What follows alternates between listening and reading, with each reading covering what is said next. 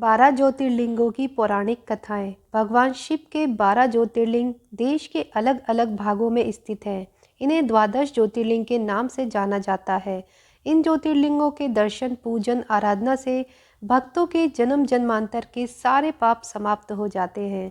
वह भगवान शिव जी की कृपा के पात्र बनते हैं। ऐसे कल्याणकारी ज्योतिर्लिंगों की कथा आज हम आपको बताएंगे। नंबर 1, श्री सोमनाथ। श्री सोमनाथ मंदिर गुजरात प्रांत के काठियावाड़ क्षेत्र में समुद्र के किनारे बसा हुआ है। सोमनाथ मंदिर विश्व प्रसिद्ध है। यह ज्योतिर्लिंग सबसे पहले प्रभास क्षेत्र के नाम से जाना जाता था। यही भगवान श्री कृष्ण ने जरा नामक व्याध के बाण को निमित्त बनाकर अपनी लीला का अंत किया था। इस ज्योतिर्लिंग की कथा का पुराणों में भी वर्णन है। दक्ष प्रजापति की 27 कन्या थी। उन सभी का विवाह चंद्रदेव के साथ हुआ था, किंतु चंद्रमा का समस्त अनुराग व प्रेम उनमें से केवल रोहिणी के प्रति ही रहता था। उनके कृत्य से दक्ष प्रजापति की अन्य कन्याएं बहुत अप्रसन्न रहती थीं। उन्होंने अपनी यह व्यथा कथा अपने पिता को सुनाई। दक्ष प्रजापति ने इसके लिए चंद्रदेव को अनेक प्रकार से समझाया, किंतु रोहिणी के वशीभूत उनके हृदय पर इतना कोई प्रभाव नहीं पड़ा। दक्ष ने क्रोध होकर उन्हें क्षयग्रस्त हो जाने का श्राप दे दिया। इस श्राप के कारण चंद्रदेव तत्काल क्षयग्रस्त हो गए। उनके क्षयग्रस्त होते ही पृथ्वी पर सुधा, शीतलता, वर्षण का उनका सारा कार्य रुक गया। चारों ओर त्राही त्राही मच गई। चंद्रमा भी बहुत दुखी और चिंतित रहने लगे थे। उनकी प्रार्थना सुनकर इंद्रदेव तथा वशिष्ठ आदि ऋषिगण उनके उद्धार के लिए पितामह ब्रह्मा जी के पास गए। सारी बातों को सुनकर ब्रह्मा जी ने कहा, चंद्रमा अपने श्राप विमोचन के लिए अन्य देवों के साथ पवित्र प्रभास क्षेत्र में जाकर मृत्युंजय भगवान शिव की आराधना करो। उनकी कृपा से अवश्य ही इसका श्राप नष्ट हो जाएगा। यह रोग मुक्त हो जाएंगे। ब्रह्मा जी के कहे अनुसार चंद्रदेव ने मृत्युंजय भगवान की आराधना का सारा कार्य पूरा किया। उन्होंने घोर तपस्या करते हुए 10 करोड़ बार मृत्युंजय मंत्र का जाप किया।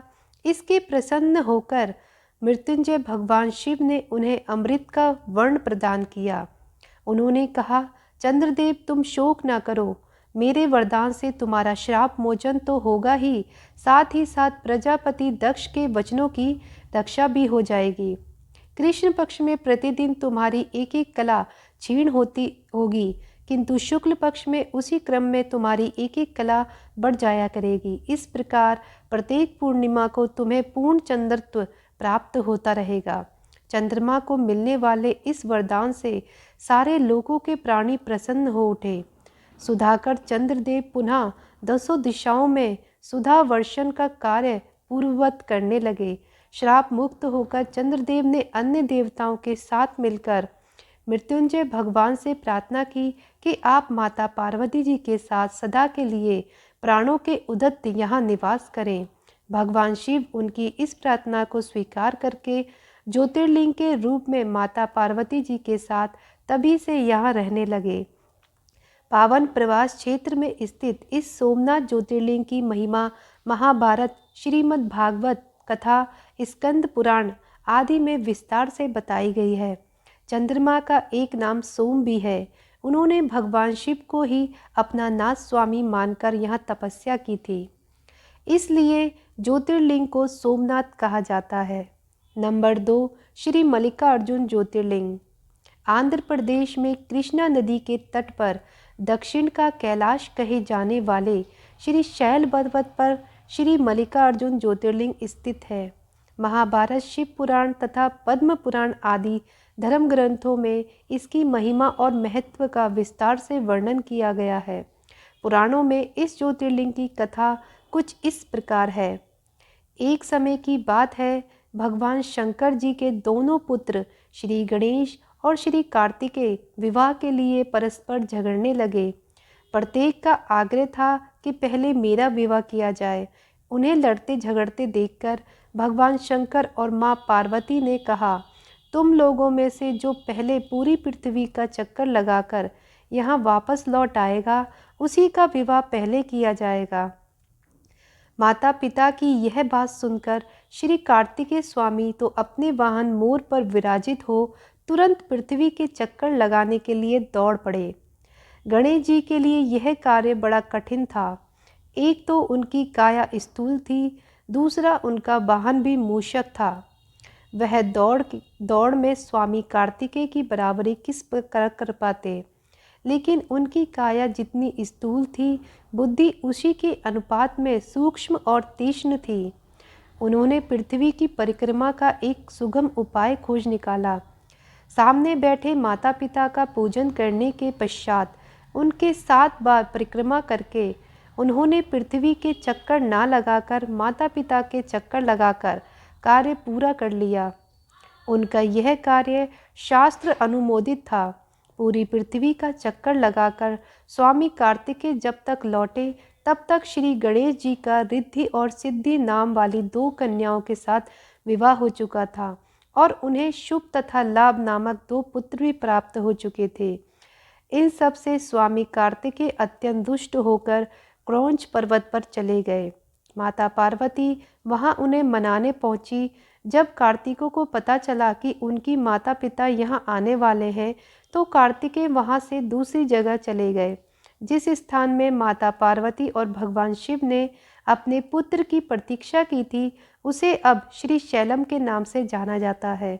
उन्होंने अपने पुत्र से परेशान होकर उन्होंने एक ज्योतिर्लिंग का रूप धारण किया और वहीं पर रहने लगे और तब से मल्लिकार्जुन ज्योतिर्लिंग के नाम से प्रख्यात हुए। मल्लिका का अर्थ है पार्वती और अर्जुन का अर्थ है शिव। इस मल्लिकार्जुन शिवलिंग का दर्शन पूजन एवं अर्चना करने वाले भक्तों की सभी सात्विक मनोकामनाएं पूर्ण हो जाती हैं। दैहिक, दैविक, भौतिक सभी प्रकार की बाधाओं से वे मुक्त हो जाते हैं। नंबर 3, श्री महाकालेश्वर। यह परम पवित्र ज्योतिर्लिंग मध्य प्रदेश के उज्जैन नगर में है। क्षिप्रा नदी के तट पर स्थित उज्जैन प्राचीन काल में उज्जैनी के नाम से विख्यात था। इसे अवंतिकापुरी भी कहते हैं। यह भारत की परम पवित्र सप्तपुरियों में से एक है। महाभारत, शिव पुराण एवं स्कंद पुराण में महाकाल ज्योतिर्लिंग की महिमा का पूरे विस्तार के साथ वर्णन किया गया है। इस ज्योतिर्लिंग के विषय में एक कथा इस प्रकार कही जाती है। किसी समय अवंतिकापुरी में वेद पाठी तपो निष्ठा एवं अत्यंत तेजस्वी ब्राह्मण रहते थे। एक दिन दूषक नामक एक अत्याचारी असुर उनकी तपस्या में विघ्न डालने के लिए वहां आया। ब्रह्मा जी से वर प्राप्त कर वह बहुत शक्तिशाली हो गया था। उसके अत्याचार से चारों ओर त्राही त्राही मची हुई थी। ब्राह्मण को कष्ट में देखकर प्राणी मात्र का कल्याण करने वाले भगवान शंकर वहां प्रकट हो गए। उन्होंने एक हुंकार मात्र से उस दारुण अत्याचारी दानव को वहीं जलाकर भस्म कर दिया। ब्राह्मणों ने महादेव से यहीं विराजमान होने के लिए प्रार्थना की। ब्राह्मणों के निवेदन से प्रसन्न होकर शिव जी यहाँ महाकालेश्वर ज्योतिर्लिंग के रूप में वास करने लगे। भगवान वहाँ हुंकार सहित प्रकट हुए, इसलिए उनका नाम महाकाल पड़ गया। इसलिए इस परम पवित्र ज्योतिर्लिंग को महाकाल के नाम से जाना जाता है। भगवान शिव समय यानी काल के अंत तक यहीं रहेंगे, इसलिए भी इन्हें महाकाल कहा जाने लगा। नंबर 4, श्री ओमकारेश्वर। यह ज्योतिर्लिंग मध्य प्रदेश में पवित्र नर्मदा नदी के तट पर ओम आकार के पर्वत पर स्थित है। इस स्थान पर नर्मदा के 2 धाराओं में विभक्त हो जाने से बीच में एक टापू सा बन गया है। इस टापू को मानदाता पर्वत या शिवपुरी कहते हैं। नदी की एक धारा इस पर्वत के उत्तर और दूसरी दक्षिण होकर बहती है। दक्षिण वाली धारा ही मुख्य धारा मानी जाती है। इसी मानदाता पर्वत पर श्री ओमकारेश्वर ज्योतिर्लिंग का मंदिर स्थित है। पूर्व काल में महाराज मानधाता ने इसी पर्वत पर अपनी तपस्या से भगवान शिव को प्रसन्न किया था। इसी से इस पर्वत को मानधाता पर्वत कहा जाने लगा।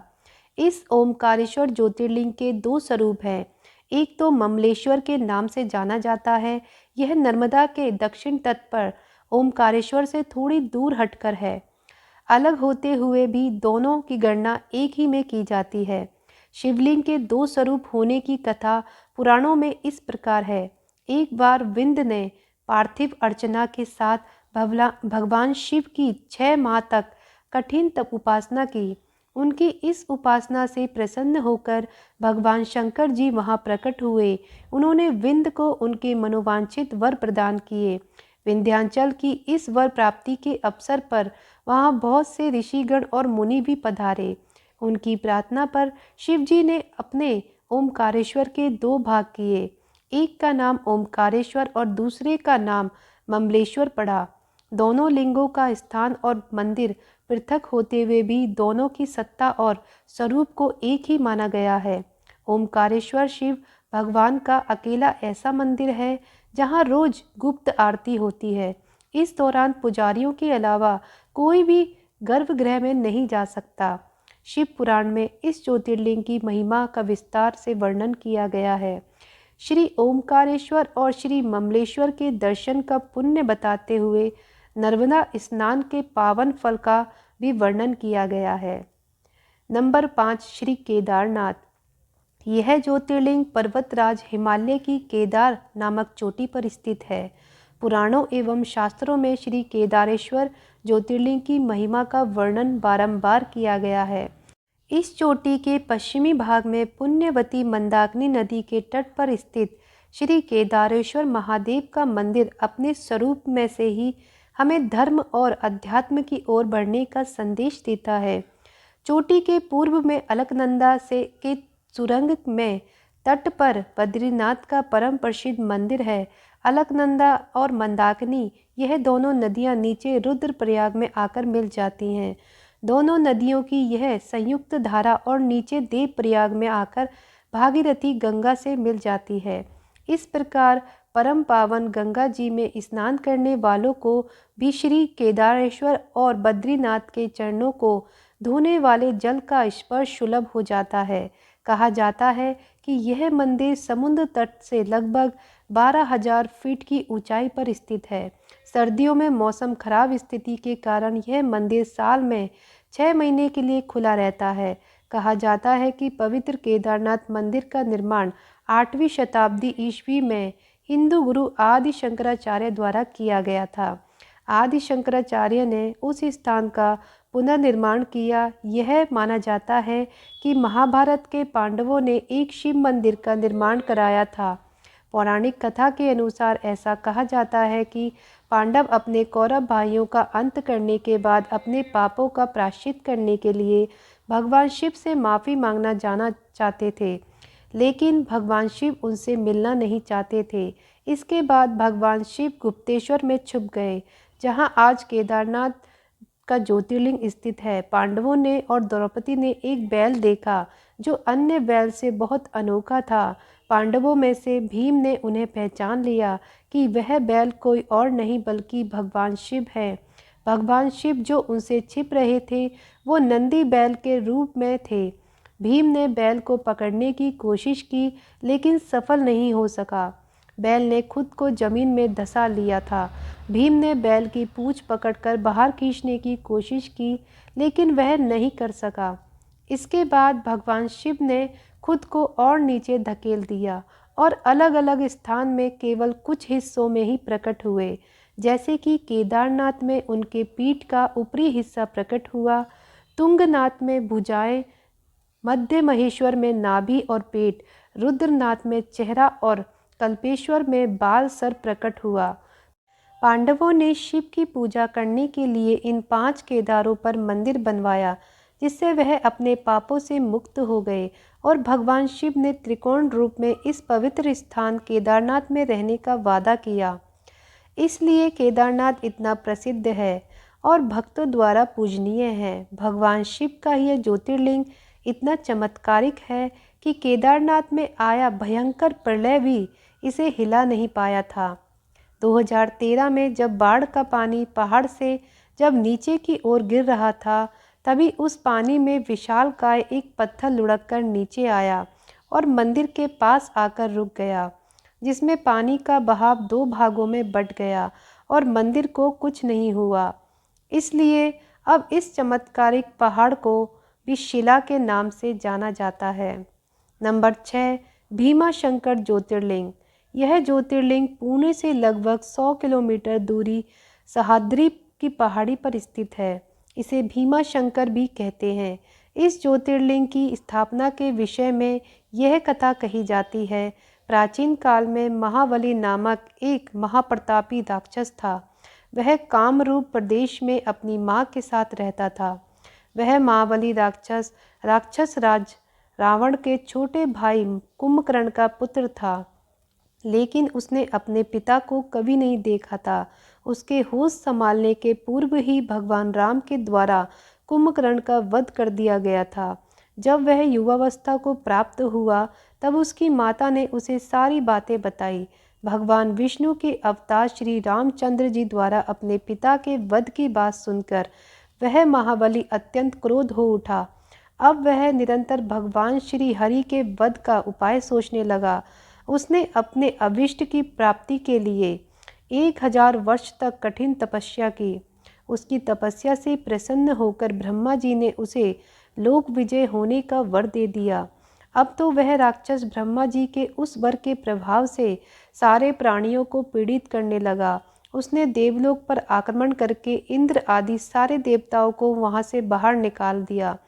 पूरे देवलोक पर अब भीम का अधिकार हो गया। उसने कामरूप यानी परम शिव भक्त राजा सुदीक्षिण पर आक्रमण करके उन्हें मंत्रियों अनुचर सहित बंदी बना लिया। इस प्रकार धीरे धीरे उसने सारे लोक पर अपना अधिकार जमा लिया। उसके अत्याचार से वेदों, पुराणों, शास्त्रों और स्मृतियों का सर्वत्र एकदम लोप हो गया। वह किसी को भी धार्मिक कृत नहीं करने देता था। इस प्रकार यज्ञ, दान, तप आदि के सारे काम एकदम रुक गए। भीम के अत्याचार की भीषणता देखकर घबराकर ऋषि मुनि और देवगण भगवान शिव की शरण में गए और उनसे अपना तथा अन्य सारे प्राणियों का प्रार्थना कही। उनकी यह प्रार्थना सुनकर भगवान शिव ने कहा, मैं शीघ्र ही उस अत्याचारी राक्षस का संहार करूंगा। उसने मेरे प्रिय भक्त कामरूप नरेश को भी सेवकों सहित बंदी बना लिया है। कामरूप अपने सामने पार्थिव शिवलिंग रखकर अर्चना कर रहे थे। उन्हें ऐसा करते देख क्रोध में आकर भीम ने अपनी तलवार से उस पार्थिव शिवलिंग पर प्रहार किया, किंतु उसकी तलवार का स्पर्श उस शिवलिंग से हो भी नहीं पाया कि उसके भीतर से साक्षात शंकर जी वहां प्रकट हो गए। उन्होंने अपनी हुंकार मात्र से उस राक्षस को वहीं जलाकर भस्म कर दिया। भगवान शिव जी का यह अद्भुत कृत्य देखकर सारे ऋषि मुनि और देवगण वहां एक होकर उनकी स्तुति करने लगे। लोगों ने भगवान शिव से प्रार्थना की कि महादेव, आप लोक कल्याण के लिए अब सदा के लिए यहीं निवास करें। यह क्षेत्र शास्त्रों में अपवित्र बताया गया है। आपके निवास से यह परम पवित्र पुण्य क्षेत्र बन जाएगा। भगवान शिव ने सबकी यह प्रार्थना स्वीकार कर ली। वह वहाँ ज्योतिर्लिंग के रूप में सदा के लिए निवास करने लगे। उनका यह ज्योतिर्लिंग भीमेश्वर के नाम से विख्यात हुआ। नंबर 7, काशी विश्वनाथ ज्योतिर्लिंग। काशी विश्वनाथ मंदिर भारत के उत्तर प्रदेश के वाराणसी शहर में पवित्र गंगा नदी के तट पर स्थित है। वाराणसी भारत में सबसे लंबे समय तक रहने वाले शहरों में से एक है, जिसे बनारस या काशी के नाम से भी जाना जाता है, और यह भारत के 7 सबसे पवित्र शहरों में से एक है और कई महत्वपूर्ण हिंदू मंदिरों का घर है। बनारस को एक ऐसी जगह के रूप में भी जाना जाता है जहां आयुर्वेद और योग परंपरा के निर्माता पतंजलि रहते थे और शिक्षा देते थे। यह एक महत्वपूर्ण बौद्ध शहर भी है, क्योंकि कहा जाता है कि बुद्ध ने अपना पहला उपदेश यहीं दिया था। इसी पवित्र शहर में गंगा नदी के किनारे कई घाट हैं, लेकिन सबसे बढ़कर यह भगवान शिव का शहर है। कहा जाता है कि भगवान शिव चाहेंगे वो ही लोग यहाँ आ सकेंगे। यह मोक्ष प्राप्त करने और जन्म और मृत्यु के चक्र से मुक्त होने के लिए सबसे महत्वपूर्ण तीर्थ स्थलों में से एक है। ऐसा माना जाता है कि काशी विश्वनाथ पहला ज्योतिर्लिंग है जो पृथ्वी को तोड़कर आकाश तक चमका, और ऐसा करके उसने अन्य सभी देवताओं पर अपना प्रभाव स्थापित किया। इस मंदिर में ज्योतिर्लिंग के साथ शक्तिपीठ भी है। इस मंदिर में शिव को विश्वेश्वर के नाम से भी जाना जाता है, जिसका अर्थ है ब्रह्मांड का शासक। इस ज्योतिर्लिंग की उत्पत्ति के बारे में सिर्फ पुराणों में एक कथा का उल्लेख है। एक बार सृष्टि के रचयिता ब्रह्मा और सृष्टि के पालनकर्ता भगवान विष्णु के बीच अपने सर्वोच्चता को लेकर बहस हुई।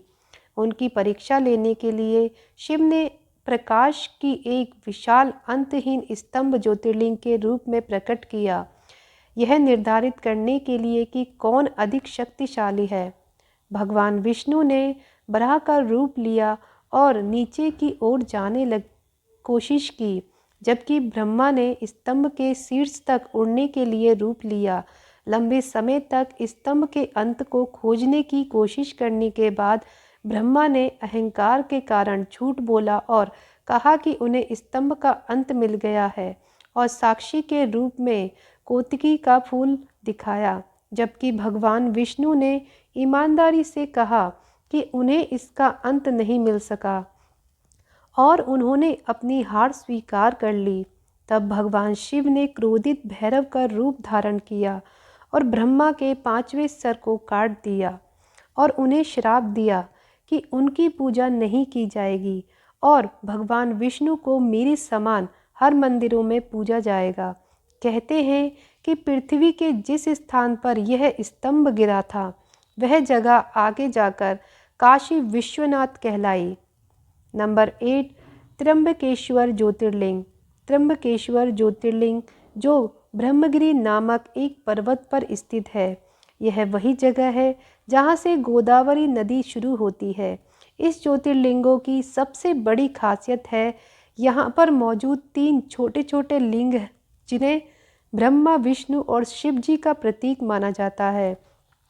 पौराणिक कथाओं के अनुसार भगवान ब्रह्मदेव ने भगवान शिव को प्रसन्न करने के लिए ब्रह्मगिरी पर्वत पर तपस्या की थी। तभी से इस पर्वत को ब्रह्मगिरी पर्वत के नाम से जाना जाता है। कहते हैं कि ब्रह्मगिरी पर्वत के बीच आश्रम हुआ करता था जहाँ महान ऋषि गौतम रहते थे। एक बार वहाँ भारी सूखे और अकाल के कारण वहाँ के सभी मनुष्य के साथ साथ सभी जीव जंतु भी भागने लगे, जिसे देखते हुए ऋषि गौतम ने जल के देवता वरुण देव की तपस्या की। उनकी तपस्या से प्रसन्न होकर वरुण देव ने उन्हें एक ऐसा कुंड भेंट किया जिसमें कभी न खत्म होने वाला जल था। गौतम ऋषि ने उस पानी का उपयोग सभी प्राणियों की मदद करने के लिए किया। ऋषि गौतम को लोगों का अधिक प्यार और स्नेह मिला, इसलिए ऋषि गौतम को अधिक पुण्य प्राप्त हुआ।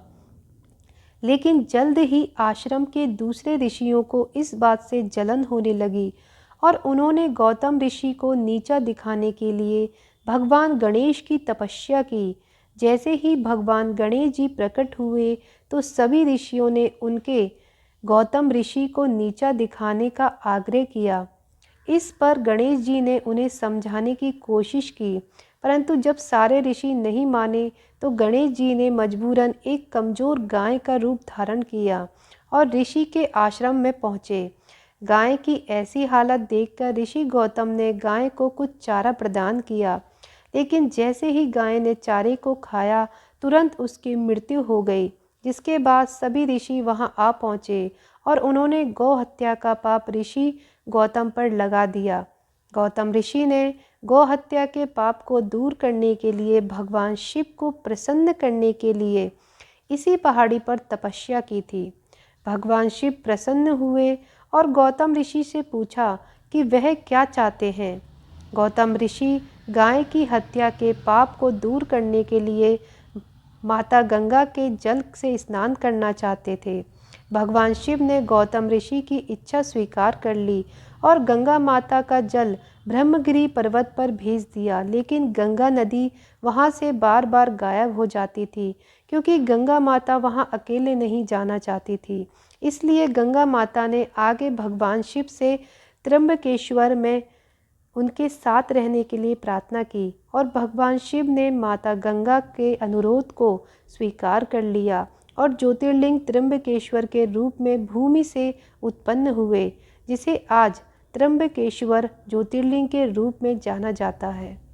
नंबर 9, वैद्यनाथ ज्योतिर्लिंग। वैद्यनाथ ज्योतिर्लिंग झारखंड राज्य के देवघर में स्थित है। ज्योतिर्लिंग को सिद्धपीठ भी कहा गया है, जहाँ पर भक्तों की मुराद जल्दी पूरी होती है। पौराणिक कथाओं के अनुसार रावण शिव जी को प्रसन्न करने के लिए हिमालय क्षेत्र में तपस्या कर रहा था। उसने अपने 9 सिर शिव जी को अर्पित कर दिए थे।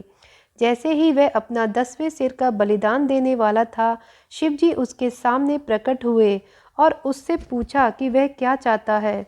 रावण ने कामना ज्योतिर्लिंग को लंकादीप ले जाने के लिए कहा और शिव को कैलाश से लंका ले जाने की इच्छा व्यक्त की। भगवान शिव रावण के अनुरोध पर सहमत हुए, लेकिन एक शर्त के साथ। उन्होंने कहा कि यदि लिंग को रास्ते में कहीं भी रखा गया तो यह देवताओं का स्थायी निवास बन जाएगा और इसे कभी भी स्थानांतरित नहीं किया जा सकेगा। यह सुनकर के भगवान शिव कैलाश पर्वत पर अपने निवास स्थान से चले गए। सभी देवी देवता चिंतित हो गए। तब उन्होंने भगवान विष्णु से इसका समाधान मांगा। भगवान विष्णु ने पानी से जुड़े देवता वरुण देवता को रावण के पेट में प्रवेश करने के लिए कहा, जिसके परिणाम स्वरूप देवघर के आसपास के क्षेत्र में उसे पेशाब करने के लिए आवश्यकता महसूस हुई। कहानी में कहा गया है कि विष्णु जी ने एक चरवाहे का रूप लिया। जब रावण पेशाब करने के लिए गया तो उसने इस ग्वाले को एक लिंग दिया। वरुण देव की उपस्थिति के कारण रावण को खुद को राहत देने में बहुत लंबा समय लगा। काफ़ी देर तक रावण की प्रतीक्षा करने पर चरवाहा क्रोधित हो गया। फिर उसने लिंग को जमीन पर रख दिया और वहां से चला गया। रावण वापस लौटने पर रावण ने लिंग को उठाने का प्रयास किया। वह अपने प्रयास में असफल रहा। यह जानकर परेशान हो गया कि यह भगवान विष्णु का काम था और जाने से पहले रावण ने लिंग पर अपना अंगूठा दबाया, जिससे शिवलिंग आंशिक रूप से क्षतिग्रस्त हो गई। तब शिवलिंग की ब्रह्मा, विष्णु और अन्य देवी देवताओं द्वारा पूजा की गई और उन्होंने वैद्यनाथ मंदिर का निर्माण कराया। तब से महादेव कामना लिंग के अवतार के रूप में देवघर में निवास करते हैं। नंबर 10, नागेश्वर ज्योतिर्लिंग। नागेश्वर ज्योतिर्लिंग अंधा नागानाथ, महाराष्ट्र में स्थित है। नागेश्वर ज्योतिर्लिंग के बारे में शिव पुराण में एक कथा दारुका नाम एक राक्षस के बारे में बताया है, जिसने सुप्रियो नामक एक शिव भक्त पर हमला किया और उसे अपने शहर दारुका वन में कई अन्य लोगों के साथ कैद कर लिया, जो समुद्र के नीचे एक शहर था जिसमें समुद्री सांप और राक्षस रहते थे। सुप्रियो के तत्काल उपदेश पर कैदियों ने शिव के पवित्र मंत्र का जाप करना शुरू कर दिया। इसके तुरंत बाद शिवजी प्रकट हुए और राक्षसों का विनाश हुआ, जिसके बाद सुप्रियो ने उस ज्योतिर्लिंग की विधिवत पूजा की और शिवजी के इस स्थान पर रहने का आग्रह किया, जो कि आगे चलकर नागेश्वर ज्योतिर्लिंग के नाम से प्रसिद्ध हुआ। नंबर 11, रामेश्वरम ज्योतिर्लिंग। रामेश्वरम ज्योतिर्लिंग तमिलनाडु के रामनाथपुरम जिले में एक शहर रामेश्वर में स्थित है। इस मंदिर तक समुद्र के ऊपर पवन पुल के माध्यम से पहुंचा जा सकता है। इस ज्योतिर्लिंग को विश्व के सबसे पुराने ज्योतिर्लिंग में से एक माना जाता है। बताया जाता है कि यह ज्योतिर्लिंग रामायण काल के समय जितना पुराना है, जिसे खुद भगवान श्री राम ने रावण को मारने के बाद ब्राह्मण हत्या के पाप से बचने के लिए शिवजी की पूजा करने के लिए स्थापित किया था। केवल यही नहीं, कहा तो ये भी जाता है आज के समय में जो रामेश्वरम मंदिर में जो पानी के 24 कुंड हैं, उसे भगवान राम ने अपनी वानर सेना की प्यास बुझाने के लिए अपने तीर से बनवाए थे। इस मंदिर के गलियारे को विश्व का सबसे बड़ा गलियारा कहा जाता है, जो कि 1212 स्तंभ पर टिका है। कहते हैं श्री राम ने श्रीलंका में राक्षस राजा रावण, जो एक ब्राह्मण था, उसके खिलाफ युद्ध के दौरान की गई हत्या के पाप से मुक्ति के लिए यहाँ शिव से प्रार्थना की थी। पुराणों के अनुसार श्री राम ने अपनी पत्नी सीता और अपने भाई लक्ष्मण के साथ यहाँ लिंगम स्थापित किया और पूजा की।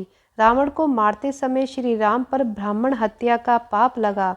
शिव जी की पूजा करने के लिए श्री राम ने हनुमान जी, जो स्वयं शिव जी के अवतार थे, उन्हें हिमालय से ज्योतिर्लिंग लाने का निर्देश देते हैं। हनुमान जी द्वारा लिंगम को लाने में अधिक समय लगा, इसलिए माता सीता ने पास के समुद्र तट से रेत से एक लिंगम बनाया, जिसे आज भी मंदिर के गर्भगृह में स्थापित माना जाता है। यह विवरण वाल्मीकि द्वारा लिखित मूल रामायण में अच्छी तरह से वर्णित है, जहाँ यह युद्ध कांड में लिखा गया है। नंबर 12, घृष्णेश्वर ज्योतिर्लिंग। घृष्णेश्वर ज्योतिर्लिंग महाराष्ट्र के औरंगाबाद से 30 किलोमीटर दूर बरेल गांव में स्थित है। गांव न सिर्फ घृष्णेश्वर ज्योतिर्लिंगों के लिए जाना जाता है, बल्कि इस जगह पर विश्व प्रसिद्ध एलोरा कैव्स भी देखने को मिलती हैं। घृष्णेश्वर शब्द का आध्यात्मिक महत्व है, क्योंकि इसका अर्थ है करुणा का भगवान। इस मंदिर को विभिन्न नाम से जाना जाता है, जैसे कि उसमें स्वर, घुस्मेश्वर और ग्रीष्मेश्वर।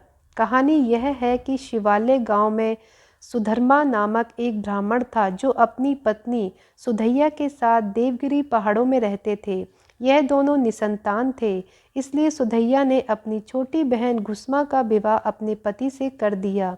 अपनी बहन की सलाह पर घुस्मा प्रतिदिन 101 लिंग बनाती, उसकी पूजा करती और पास के झील में विसर्जित कर देती।